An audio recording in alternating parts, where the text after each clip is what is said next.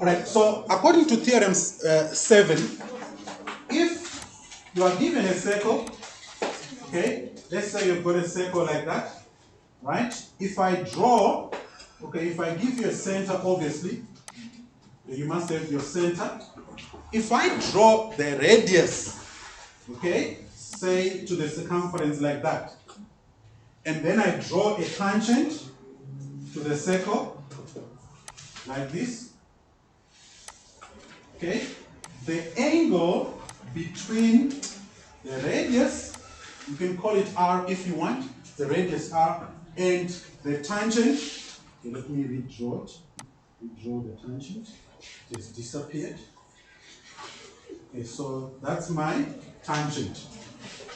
So the angle between the radius and the tangent at the point of contact is equal to 90 degrees. So a radius and a tangent are perpendicular to each other at the point of contact. Okay? A radius and a tangent are perpendicular to each other at the point of contact. Please, it's only at the point of contact. Take note of that. Because if I draw another radius, say from this point, if I draw it like that, the angle between the tangent and the radius will not be equal to 90 degrees because this is not a point of contact between the tangent and the circle. Okay? So it's only when the radius and the tangent come into contact at the circumference when you can conclude that therefore the two are perpendicular. Okay, so theorem 7, a tangent to a circle is always perpendicular to a radius at the point of contact. And the acceptable reason based on examination guidelines, remember you've got a copy of the acceptable reasons from examination guidelines, you write tan perpendicular to rad. Or if you want, you can write it in full, tan perpendicular to radius. That's the acceptable reason. So whenever you see a tangent coming into contact with the radius at a point of contact on the circumference, your reason that you must give is tan perpendicular to radius. Now, what do you think about the relation between the diameter and the radius? Or rather, the diameter and the tangent? What do you think? What's the relationship between a tangent and a diameter to a circle? If the radius and the tangent are perpendicular at the point of contact, what would be the relation between the diameter and the tangent at the point of contact? It will be perpendicular. They will also be what? Perpendicular. Okay? So another way of writing this reason is to say tan perpendicular to diameter. Okay? Remember, your diameter is 2 times the radius. Okay? So if the radius is perpendicular to a tangent, it automatically means that the diameter is also perpendicular to the tangent at the point of contact. Okay? So the most common reason is that though, tan perpendicular to radius. But if you write tan perpendicular to diameter, it will also be acceptable. But I don't encourage it though. Alright? Any questions? The purpose of today's lesson is to introduce the 3 tangent theorems. Those 3 theorems are extremely important. We also talk about their converses. Okay, any questions?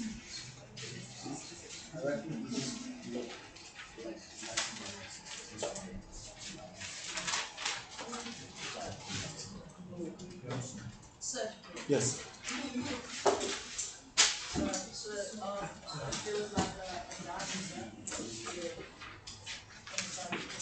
There was a diameter.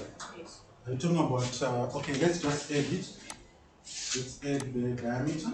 Okay, let's write it, let's just draw it that way. Okay, let's say that that's your diameter, yes? Yeah, but you see, in this case now, because I've drawn it in a different orientation, the two won't be perpendicular, but if I draw it like this, then the diameter and the tangent will be perpendicular at the point of contact. Yes. Yes, it is. Remember our first lesson. The diameter is always 2 times the radius. Remember, I gave you this last time. Okay, I wrote it, I think, as d equal to 2r, which means your radius is equal to half of the diameter. Remember that the first lesson, when I first introduced the terminology for circle geometry, that first lesson, we must go back to it. Because I introduced some very important terminology there and very important concepts on that day. Make sure your maths notebook is up to date. And remember, your grade 11 maths notebook is a treasure. You need that until you write in metric next year. Because you have to go back to it next year. Okay. Any question before I carry on? All right. Now, the opposite is true. That is the converse now of the theorem. So, if a line is drawn perpendicular to a radius, okay, at the point of contact with the radius, you can conclude that therefore the line is a tangent. If a line is perpendicular to a radius, you won't be told that it's a tangent. Okay? But if a radius is drawn, and then a line is drawn in such a way that that line will be perpendicular to the radius at the point of contact, you can conclude that, therefore, the line is a tangent. So that's the converse now. Remember, converse, it's a reverse statement of an original theorem. Okay? Because you are most likely to get a question in the near future which will ask you to prove that a line is a tangent. So one of the ways that you can prove that a line is a tangent is to prove that that line and a radius or a diameter, they are perpendicular to each other. If you prove that the line and the radius or the line and the diameter are perpendicular, you can conclude that therefore the line is a tangent. Okay? So this is what you got here in terms of the converse. So you've got your radius and a line. Please take note, the line will not be mentioned as a tangent. It will be just a line drawn. Then you'll be asked to prove that it is a tangent. Yes? So will they give us the angle? You might not be given the angle, but there will be some information in the question which will assist you to end up coming with a conclusion that this angle here is 90 degrees. So your goal will be to prove that this angle is 90 based on the information given in the question. Okay? Right there? So that's theorem 7. Okay? The radius to any circle is perpendicular to a tangent at the point of contact. And your acceptable reason based on examination guidelines, tan perpendicular to radius. Next year, you are going to do grade 12 analytical geometry. This aspect that you are doing on tangents has got a relationship with grade 12 analytical geometry. Okay, so make sure you remember that. Okay? Any question? Any question? Right, if you don't have a question, let's move on to theorem 8. Theorem 8. Theorem 8. Now, with theorem 8, it actually comes from a bit of some common sense. Right? Yes.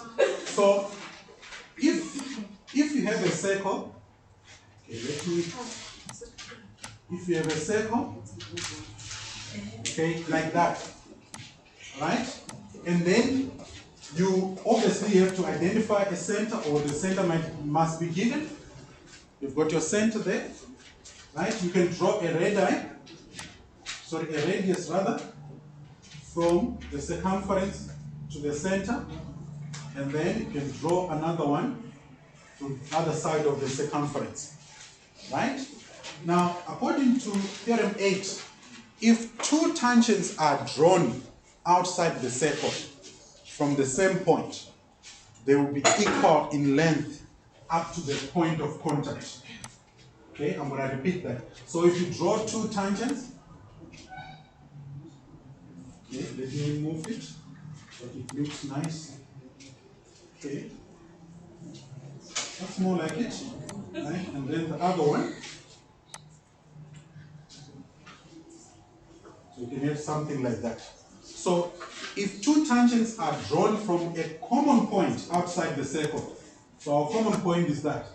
If they are drawn from a common point outside the circle, those two tangents will be equal in length up to the point of contact with the circle. Okay? So this length will be equal to that length. Okay? Now, the proof of this is not examinable, but I'll just mention it to you. To prove this, you have to use your knowledge of congruency. So you join the center to the point of contact, then you create two triangles. Then you have to prove that those two triangles are congruent. Do you remember your congruent triangles? Huh? You did congruent triangles in grade what? 8? Grade 9? Grade 10? Huh? On what? Yeah, but grade 8 and... Grade 8 was COVID. Grade was COVID. Grade 8 was COVID. But I'm sure you did a bit of some geometry then. We did algebra and then Alright. Okay. So what that means is, what that means is you did more geometry in grade 10, isn't it? Yes. Alright. If you did more geometry last year, it's fine, but you did a bit of some congruency, because when you were proving that a quad is a palm, a quad is a rectangle, you needed what? Congruency, isn't it? Yes. Am I right then? Yeah, you remember that I said, yeah, I thought he was in my grade 10 class last year. Alright, so here, you draw a line to join the point outside the circle, which is common to both. Once you do that, you create two triangles that are congruent. Then you have to prove that those two triangles are congruent. Yes. Is this proof examinable? No. Please take note that this is not examinable. It's not examinable. Okay, I don't want you to stress about the proof of theorem 8. It's not examinable. So what you do is you join point O to B, O to C, O to A. Okay? Your OB and your OC, they are both radii of a circle, as you can see on the diagram. Right? Then angle B1, which is this one here, is going to be equal to angle C1 because of theorem 7. Turn perpendicular to what? To radius. Okay? So we have a side, an angle. Now remember your 4 conditions of congruency. What are the 4 conditions of congruency? Triple S and RHS. Now here we have to use the RHS condition. Okay? We have to use the RHS condition. So OA will be equal to OA because that's a common side. So we are going to have a side, an angle, a side. Okay? But this angle here, that is B1 and C1, they are both equal to what? 90. Okay? So this is 90, that's 90 from theorem 7. Therefore, we can say those two triangles, OBA and OCA, they are congruent because of the RHS condition. That is right angle, hypotenuse, and a second side. Okay, please don't worry about the proof. Now, the reason for this theorem, okay, please write it down. So the reason, you just write turns from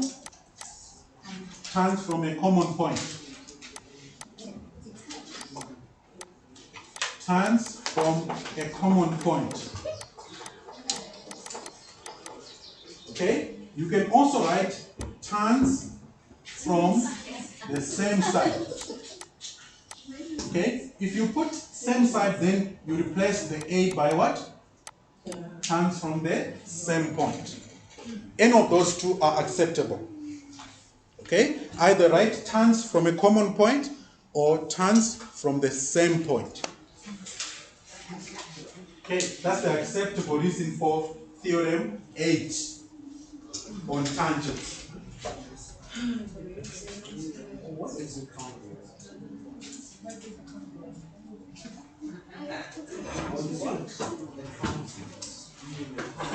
All right?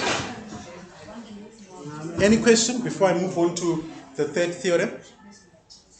Any question? This theorem is one of the easiest. Once you see that there are two tangents drawn from outside the circle, then you should know that, okay, those two tangents are equal up to the point of what? Contact. Okay? And it doesn't always come in examinations though, but you need to know it because you never know. Maybe when you write your metric, you might see it, or in the near future, whilst you're still in grade 11, you might see it. But it's one of the easiest theorems to identify. Theorem 8. Okay? Any question?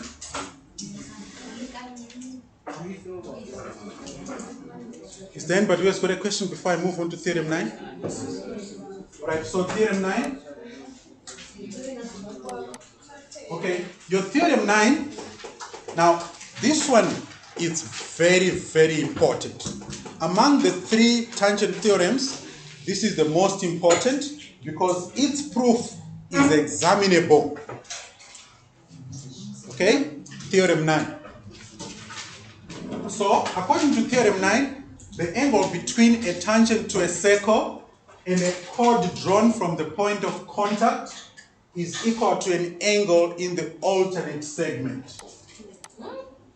Okay, don't worry, I'm going to explain what it means. Okay. Okay. The angle between a tangent to a circle and a chord drawn from the point of contact is equal to an angle in the alternate segment.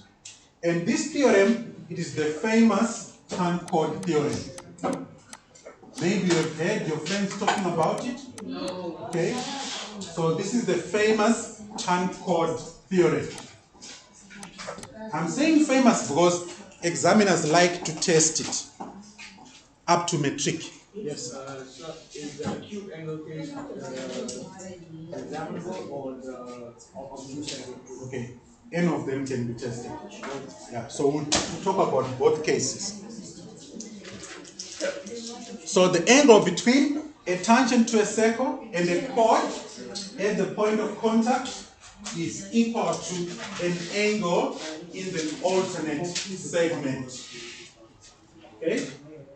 The shortcut for the acceptable reason based on examination guidelines for the NSC is tan-chord theorem. Okay? And out of the three tangent theorems, this is the most important. Okay? That's the most important theorem among the three. So whenever you see a geometry diagram with a circle, if you see a tangent, the first theorem which must come into your head is the tan-chord theorem. Okay? That's the most common one. Okay, the other two, you can encounter them, but this is the most common one. Now, the proof of this is examinable. It's one of the 5 proofs in grade 11 that you are supposed to know up to metric. You need to know their proof. Theorem 1, Theorem 2, then you've got Theorem 5 on cyclic chords, then you've got this theorem here, those 5. Alright? Now, to do this proof, you need Theorem 4. So, you'll be given a tangent ABC. In this case, you've got your tangent ABC. Remember, a tangent is a straight line. Okay? So you'll be required to prove that angle CBD, that is CBD, which is this angle here, is equal to angle E2, which is equal to BED. So you'll be required to prove that this angle is equal to that angle. How could you say it's Okay? If you want, you can call it E2, it's the same.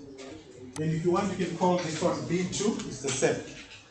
Okay? Please take note that CBD is the same as B2 and BED is the same as E2. They are the same. Remember, angles can be named using subscripts. They can also be named using the capital letters in triplets. You should know that by now. Okay? So whichever format you prefer based on the question, you can use it. Okay? So here, first thing that you must do is to draw your diameter from the point of contact. In this case, point B up to point E. You construct a diameter. Then you join point E to point F. Okay? Once you do that, you are going to create some angles that are equal because they are angles in the same segment. And I'm sure you can see a butterfly here. Okay? The butterfly is this one. So you've got your butterfly now. That's the butterfly there. Okay? So that's your butterfly there. Which is theorem what? 4. Okay? So, first thing, angle B1 and B2, those two there. Can you look please? Right? So, B1 and B2, they add up to 90 degrees. And that's based on theorem 7, tan perpendicular to radius. Alright? Then angle E1 and angle E2, they are subtended by the diameter. So this whole angle will be equal to what? 90 degrees. 90 degrees. That's based on theorem what? 3. Make sure you know your theorems. Tomorrow you are writing an informal test. You have to know your theorems. Okay? So this angle here, E1 plus E2, is subtended by the diameter, so it's equal to 90 degrees. So E1 plus E2 is equal to 90 degrees. Your reason, angle in a semicircle. That's theorem 3. Okay? Then, from here now, we can come up with an equation which will be B1 plus B2 is equal to 90. Then the second equation will be E1 plus E2 is equal to 90.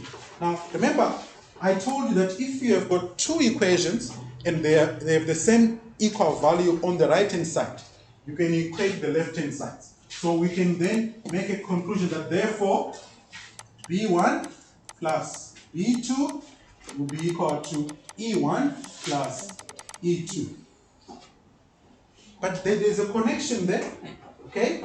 Angle B1, which is this one here, is equal to angle E1 because they are subtended by the same chord FD. Remember, if angles are subtended by the same chord and they are on the same side of the chord, they will be equal if those angles are at the circumference. That's theorem 4. Okay? So the reason that we give them, okay, so don't worry about this reason from this source here. Our acceptable reason is angles in the what? Same segment. This is the acceptable reason based on examination guidelines for the NSC. Okay, so please don't write F this subtend equal angles, just write angles in the same segment. So your angle B1, which is this one here, it's equal to angle E1 because they are angles that are in the same segment. They are subtended by the same chord GF.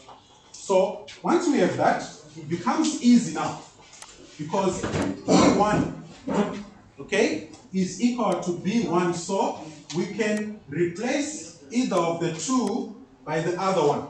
So this equation can end up with being written as B1 plus B2 is equal to B1 because E1 is equal to B1, right? Plus E2, okay? Then these two will cancel out. This B1 and that B1. Then you come to the conclusion that therefore B2 is equal to E2.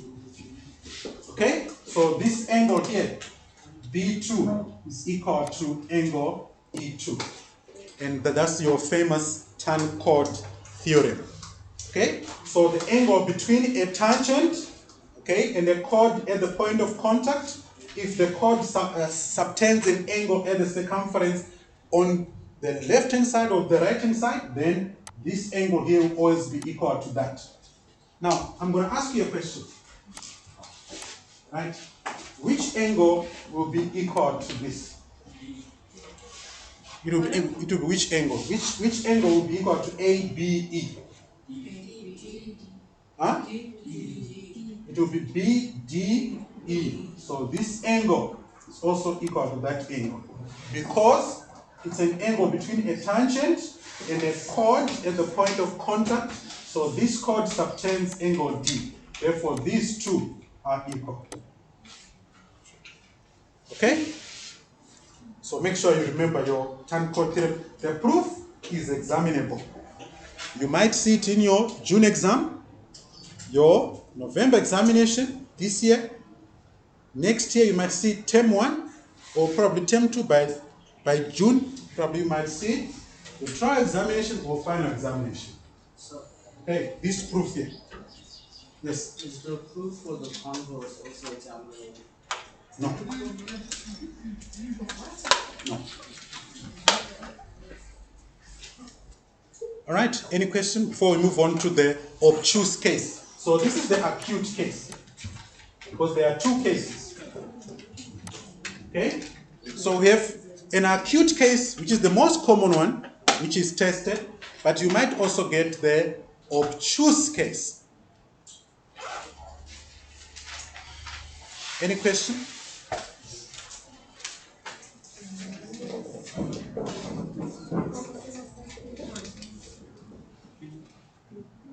Okay, I'll just give you a minute or so just to copy that.